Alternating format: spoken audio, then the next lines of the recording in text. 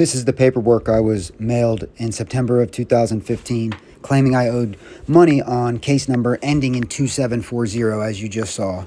But in my county, you go to clerk.org, clerk.org, case inquiry, put it, and then hit accept. In Volusia, this is what you want to do. Then put in your last name, then your first name, and then just the middle initial of your middle name. You'll pull up more records that way. And then your date of birth. Now, once you do that, you're going to pull up all the cases, any cases that were ever, opened in your name, even if it was just an arrest. In my case, there's a lot of them because I had a lot of domestic disputes with my ex that passed away in 2022. But here I'm zooming in on the case right there for you that they said I owed money on. Case number ending in 2740. You click on that, and this page will come up. First, I'm going to go to the amendment page all the way to the right to see, that's where they record if you've paid on it. And on this particular case, it shows clearly that this was paid. March 21st, 2012, this was paid. But when I was forced to repay again in January, as you can see, they only applied $10. When I was forced to pay over $500, they applied $10 to this case, $10 to another case, and $18 to a third case. If you click on the docket, this is where you can pull up all the judgments and pull up everything that's in your name. I'm just showing you right here what's up. And then you're going to click on where it said view right there, and then go to accept. And then what I do is I'll delete that number, the instrument number, and then put my name in, Macker Adam J. So just put your middle initial. Use your last name, then your first name, then your middle initial, and you'll pull up more records like that. And then hit submit. Click delete that. Hit submit. And then you can see everything. Okay, and what you'll notice is that there's a lot of satisfactions all on the same day, which was when I was forced to repay a second time. They cleared fraudulent judgments that they put in my name the day after. On two of the cases, the day after I I made the payment and cleared it. And then on one case, it's like 6 days later, they cleared the judgment. And it's really not a judgment. What they show is the original order.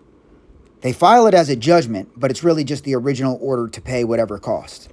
And if you're in Volusia County, I can tell you that everyone in Volusia County is involved, from the judges, the state's attorney, of course, the prosecutors, and even the defense attorneys. Because I've had 3 defensive attorneys, and none of them provided me with any of this information when I was just simply asking, how is my license even suspended? I know I paid all my fines. It just so happened back in 2012, I was making an obscene amount of money, and I remember paying all my fines, some of which the same day they were ordered, which, oddly enough, the one case that it took a week for them to file another judgment, illegitimate judgment in my name, was the same day I paid that case. I paid the same exact day that the judge said, you can go down and pay it right now. So I did, because I was right in the courtroom or in the courthouse. But this is fraud, And then not only is it fraud, but then to put a dirty, in my case, they didn't like me for whatever reason. I will eventually find out. And I have a lot of theories, but that's not important right now. So then they issue they get my license suspended. Then they put a dirty cop, Jason Stickles, dirty sergeant. Let's make sure that's clear. A dirty police sergeant who then employs dirty cops to work beneath him. Not that all of them are, but for sure, Michelle Naylor was more than willing to abide by the constitutional rights and violate all my constitutional rights, at least on this day. And from what I've heard, it's common practice with her. So that's probably his go-to. And the reason he put her in an undercover car 1 mile from my house after my license was unlawfully suspended, knowing I was dealing with harassment, more than likely most of it was coming from him. I cannot prove that yet, but I absolutely believe it was, now that I've studied the case pretty thoroughly. This is me just flashing back through because you can do all this right from your phone. It's very easy. It's all there for you to see. What I recommend people do is, if you've ever had an open case, do exactly as I just showed you on this video. Put your name in, your birthday, pull up all your cases, and then go to that other page by getting on the docket. Pull up the case number, whatever you've paid on. Pull up that case number, go to the docket, click on the instrument, view the instrument, and then pull it up so you can see them all just as I showed you in this video. And now here I'm showing you the other cases that they decided to apply money to clear illegitimate judgments. You know, I guess you got to clear them at some time. But what they do with the rest of the money, I was forced to pay $550 some odd dollars to get my license back in January of 2022.